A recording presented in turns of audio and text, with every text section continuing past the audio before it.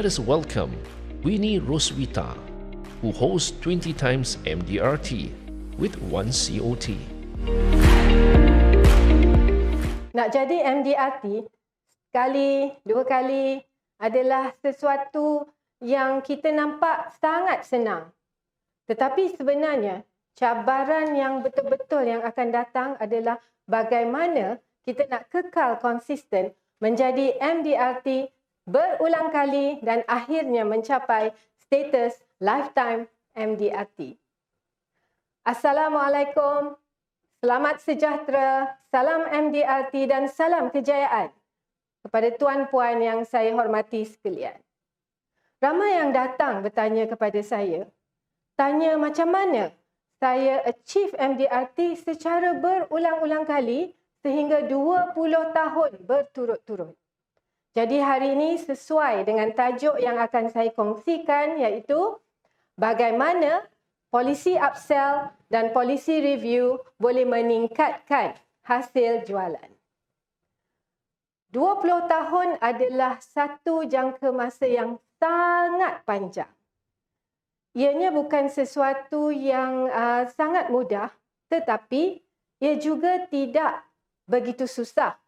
Sekiranya kita ada satu teknik atau sistem yang kita gunakan untuk melalui proses mencapai MDRT ni. Jadi hari ini saya amat berbesar hati kerana diberi peluang untuk berkongsi cara bagaimana saya achieve MDRT selama 20 tahun berturut-turut. Untuk makluman tuan-puan, saya sebenarnya achieve MDRT bukan melalui kes-kes besar. Ada, pernah saya terima, pernah saya close kes besar. Tetapi bukan selalu. Kadang-kadang aja saya ada close kes besar. Maka kebanyakan kes-kes yang saya close selama ni semuanya datang daripada kes-kes kecil. Purata premium satu kes setahun adalah lebih kurang dalam RM3,000 sahaja. Jadi hari ini saya ingin berkongsi dengan anda semua satu formula yang saya gunakan yang boleh lead to atau menghasilkan ratusan jualan setahun. Dan ianya adalah satu sistem yang saya gunakan dan hasilnya amat konsisten. Now, sistem ataupun formula yang akan saya kongsikan ini saya beri nama SAKE. SAKE tuan-puan.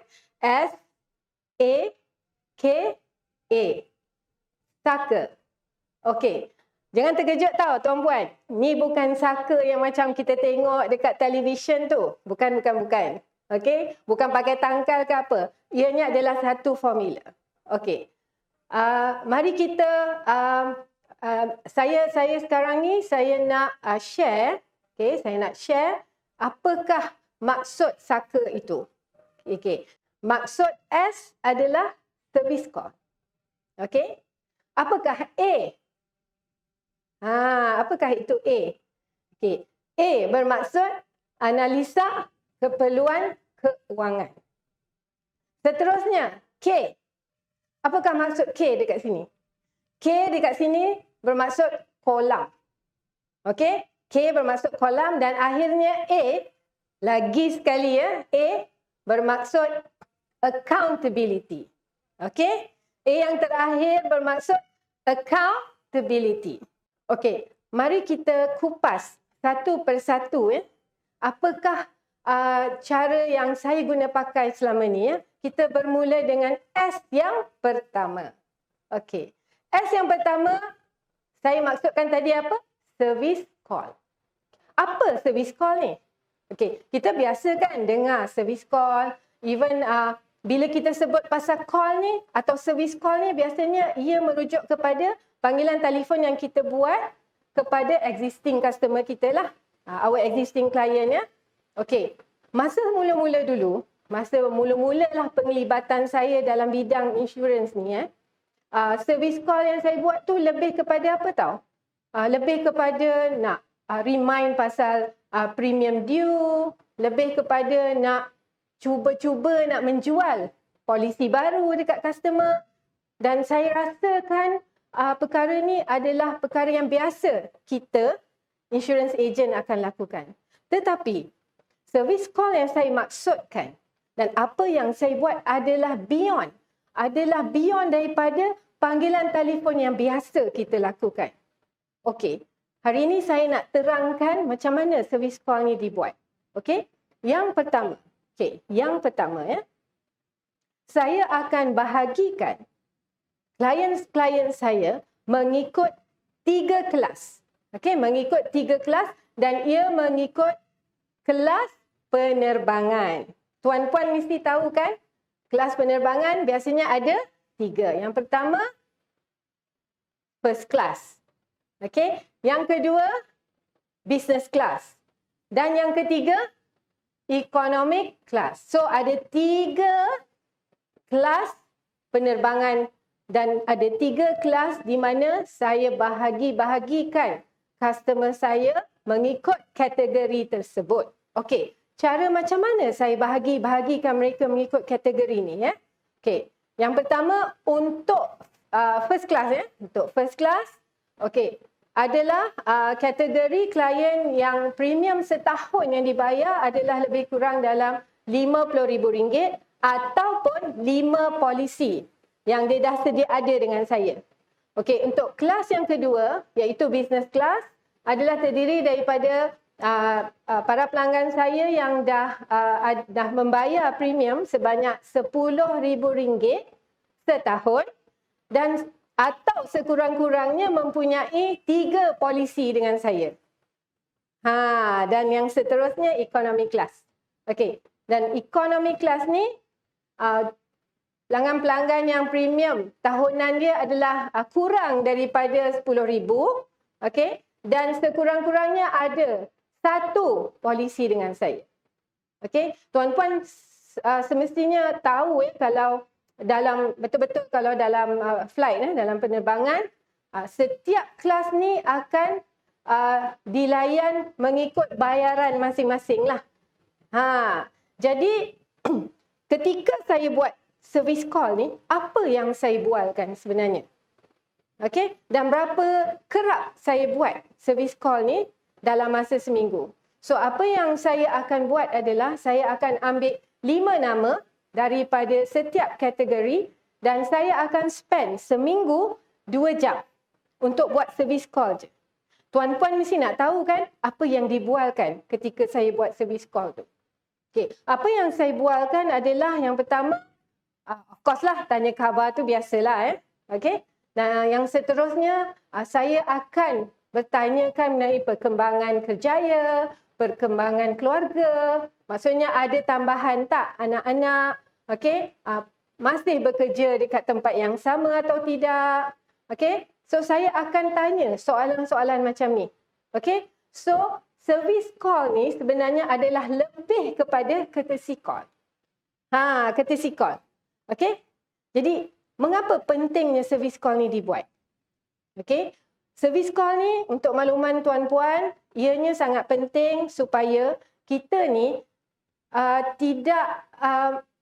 tidak dianggap macam setiap kali bila katalah Winnie call, setiap kali keluar je nama kita kan dekat phone customer, dia akan ingat kita nak jual something kat dia. Kita tak nak macam tu dah. Okay? Kita nak customer kita rasa dia sebenarnya sangat penting dalam hidup kita ni. It's very important customer. So, sangat-sangat penting. Jadi, itulah sebabnya saya wujudkan teknik service call ni kepada customer-customer saya. Okey. Selain daripada itu, macam saya sebutkan tadi kita bahagikan kepada 3 kategori. First class, business class and economic class. Okey. Selain daripada itu, saya ada added value service juga di mana saya personalize personalized gift kepada mereka. Okay, contohnya macam katalah dalam first class klien saya ni dia suka tim bola Arsenal lah. Contoh. Okey. Jadi apa yang saya buat adalah saya akan beli 1 jersey dan saya akan engrave nama dia dekat situ. Sebab apa tahu? Bila benda yang jadi kesukaan kita ni, orang tu dia akan pakai benda tu berulang-ulang. Jadi kan, macam contoh satu lagi lah saya bagi. Contoh mak. Benda tu simple je tau.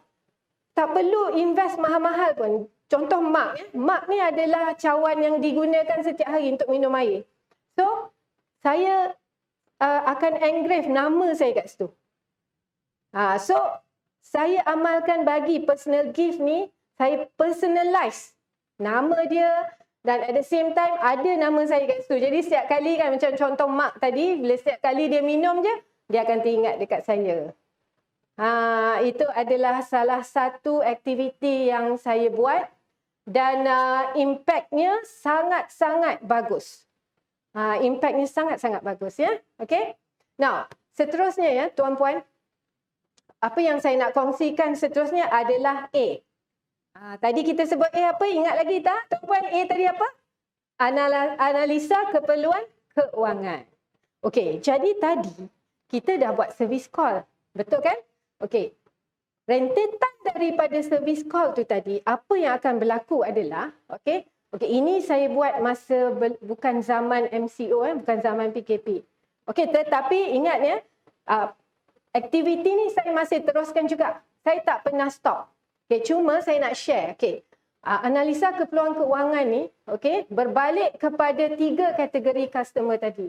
Apa yang saya buat adalah, okay, biasanya saya akan buat perjumpaan dengan mereka. Okay, tapi bila nak call lagi sekali tu, biasa saya akan ambil masa 2 minggu selepas service call yang pertama. Okay, tapi of course lah bila kita nak ajak dia berjumpa tu kan, mesti ada certain conversation. Kita nak macam nak call, nak ajak jumpa tu tanpa menampakkan kita nak upsell ataupun nak introduce, propose apa-apa plan yang baru daripada syarikat kita. Jadi cara yang saya gunakan, okay, for information lah, for your information, cara yang saya gunakan dekat sini very simple. Saya akan inform customer, kita akan inform klien, saya akan bagi tahu kata, okay, due to service guideline, okay, service guideline, setiap ejen sekarang ni harus, okay, update client status, policy status dan buat review on the current policy. Ini memang satu tanggungjawab yang diperketatkan oleh pihak berwajib lah. Tetapi ia lebih kepada amanah dan tanggungjawab kita sebagai ejen untuk keep the customer updated on any kind of situation atau perubahan yang berlaku dengan dalam industri kita ni. Okey. Jadi apa yang berlaku adalah, okey, saya akan jumpa existing klien saya ni, okey, dan saya akan avoid lunch hour. Saya takkan jumpa dia orang during lunch hour sebab masa lunch time ni biasanya adalah rush hour. Jadi kita tak nak ganggu dia punya momentum. Nanti dapat jumpa sekejap je. So usually saya akan buat during coffee time. Petang sikit selepas kerja saya akan jumpa. Jadi apa yang berlaku ketika saya buat analisa keperluan keuangan ni? Jadi tuan-puan boleh tengok template yang saya paparkan. Okay, saya nak share template ni untuk tuan-puan tengok apa yang sebenarnya saya buat ketika saya bersama dengan para pelanggan saya. Of course, yang pertama, kita akan recap balik apa yang dia dah ada dengan kita. Okay? Yang kedua, okay, kita akan review balik apa yang dia ada dekat company lain juga. Okay, kalau dia ada lah. Dan apa yang dia ada dengan kita. So, recap balik, review balik apa yang dia ada. Okay? Dan pada masa yang sama, saya akan cari protection gap tu. Kalau tuan-puan tengok dalam template tu tadi ya, tuan-puan ya. Okay, saya ada juga, okay, indicate ya. Atau saya tekankan dekat situ, perubahan dari segi, ada perubahan tak dari segi kerjaya. Okay? Ada perubahan tak dari segi anak-anak, maknanya ada pertambahan anak-anak tak? Okay. Selain daripada tu, saya tekankan juga, okay, ada perubahan tak dari segi liability? Ada tak hutang yang baru? Okay? Ataupun aset yang baru? Atau apa lagi? Saya tekankan juga berkenaan dengan excess cash atau lebihan tunai yang dia ada. Saya akan buat analisa setiap satu. Kemudian apabila dia dah jawab template tu di depan saya, then baru saya akan cadangkan. Itu cara dia untuk nampakkan kita berlainan sikit daripada normal rutin yang ejen insurans biasa buat. Kita akan jadi nampak lebih profesional lah dekat situ. Jadi mungkin tuan-puan boleh gunakan template saya tu, okay? Just copy the template and gunakan. Okay? Skripnya tuan-puan boleh gunakan ikut masing-masing. Jadi kan, apakah impact daripada analisa keperluan keuangan yang saya buat dengan customer ni? Saya bagi satu contoh case study lah ya. Okey, saya ada seorang klien yang dah bersama dengan saya daripada tahun 2006. Okey, dan aktiviti ni saya lakukan berulang kali dengan dia. Okey, berulang kali dengan dia. Cuma recently ni, baru-baru ni ya, saya berjumpa dengan dia.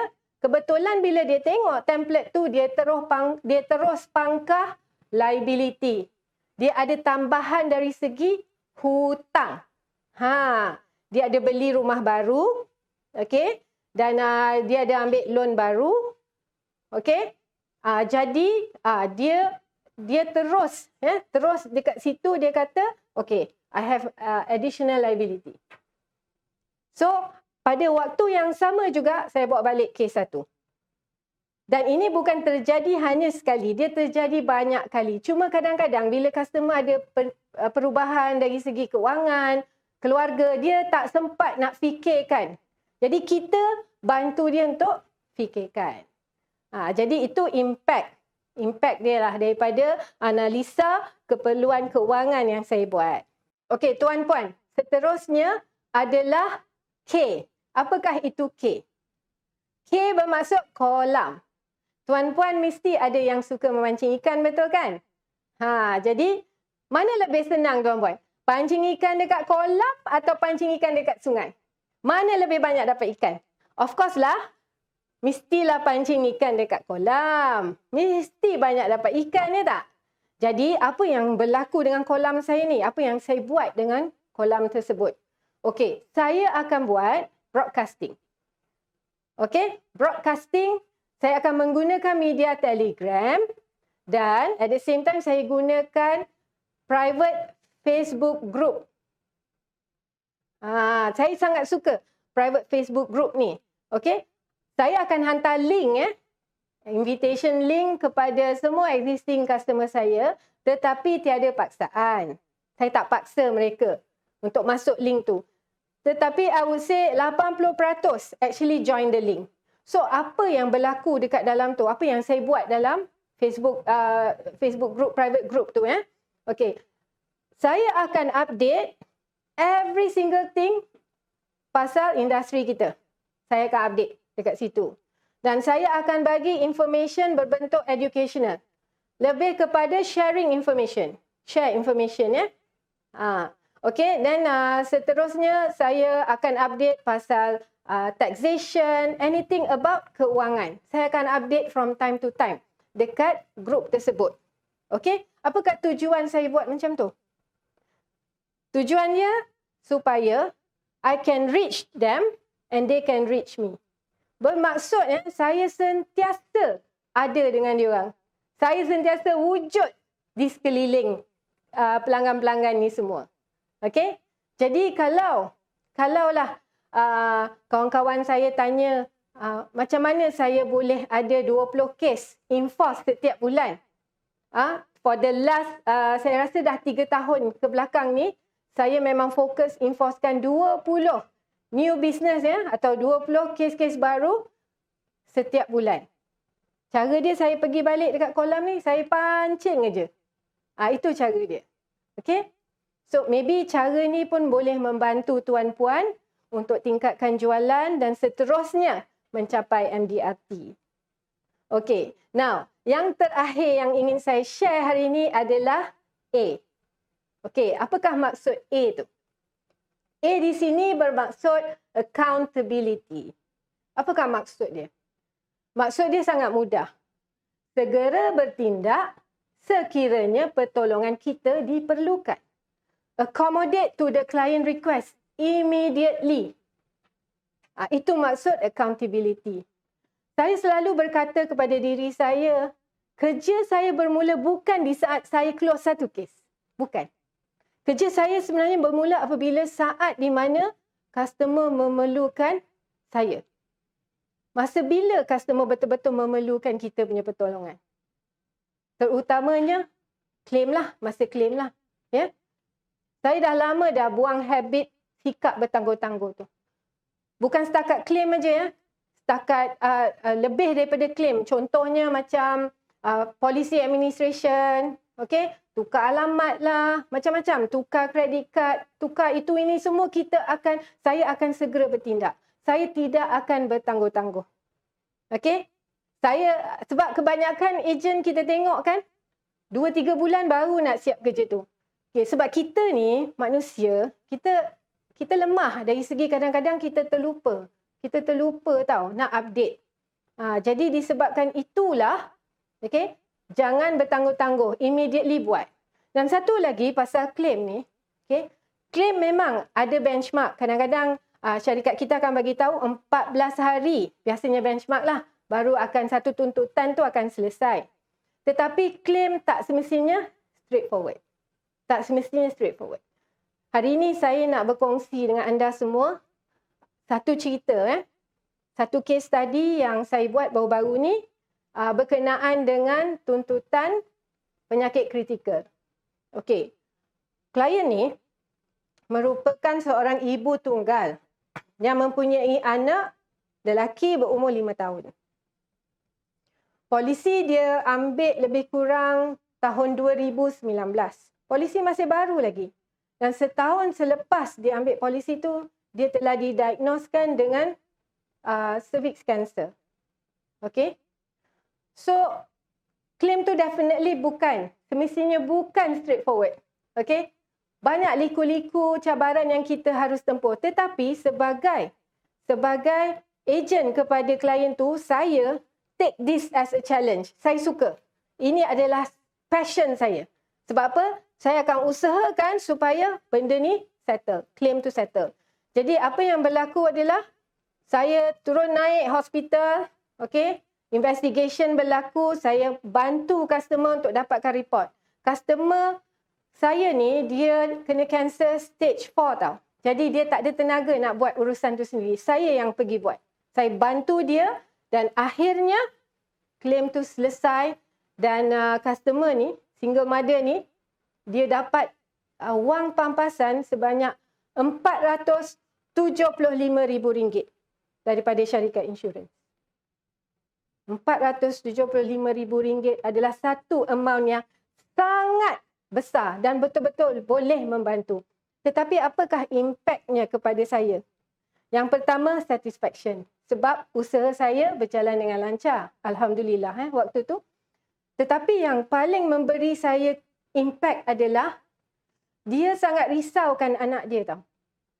Anak umur 5 tahun, selepas ni tak tahu siapa yang akan menjaga anaknya. Apa yang berlaku selepas itu, dia kembalikan kepada saya RM200,000 untuk dia minta saya buatkan satu savings policy untuk anak dia. Untuk masa depan anak dia. Itu betul-betul satu rezeki yang saya tak jangkakan. Betul-betul satu rezeki yang saya tak jangkakan. Perkara ni berlaku kepada saya, mungkin juga boleh berlaku kepada tuan-puan. Sekiranya tuan-puan tidak ada sikap bertangguh-tangguh dan terus segera bertindak. Jadi, rumusan kepada formula yang saya gunakan tadi, apa dia? S-A-K-A. S untuk service call, A untuk analisa keperluan kewangan, K untuk kolam, dan A terakhir adalah accountability. Dengan ini tuan-puan, saya ingin mengakhiri perkongsian saya dengan satu cerita. Okey, ini adalah cerita mengenai dua sahabat karib. Okey, yang mendapat keputusan yang sangat cemerlang. Okey, dalam SPM. Baru-baru ni lah ya. Okey. Dua-dua dapat straight A's. Okey. Nama Ahmad dengan Aidil lah sebagai contoh ya. So Ahmad ni dengan berbekalkan result straight A's dia dapat masuk universiti. Di mana Aidil ni dia tak dapat masuk universiti. Tuan-puan rasalah sebab apa Aidil ni tak dapat masuk universiti padahal result dia sangat bagus, setara dengan Ahmad. Jawapan dia sangat mudah. Ahmad dia apply, sebab tu dia dapat masuk. Aidil dia tak buat apa-apa pun, dia tak apply pun masuk universiti. Jadi sebab itulah dia tak dapat masuk. Jadi hari ini tuan-puan pasti dah mendengar banyak perkongsian daripada speaker-speaker kita yang terhebat dengan idea-idea mereka yang terhebat. Jadi kalau tuan-puan apply apa yang mereka kongsikan, InsyaAllah MDRT 2022 akan berada di dalam tangan tuan-puan. Tetapi kalau tuan-puan mengambil keputusan untuk salin je nota dan tak buat apa-apa, maka MDRT 2022 hanyalah satu angan-angan. Dan satu lagi saya pesan, tirulah idea speaker-speaker terhebat ni. Tetapi jangan lupa untuk tiru juga rajin mereka. Saya ucapkan selamat maju jaya dan semoga tuan-puan mencapai MDRT 2022.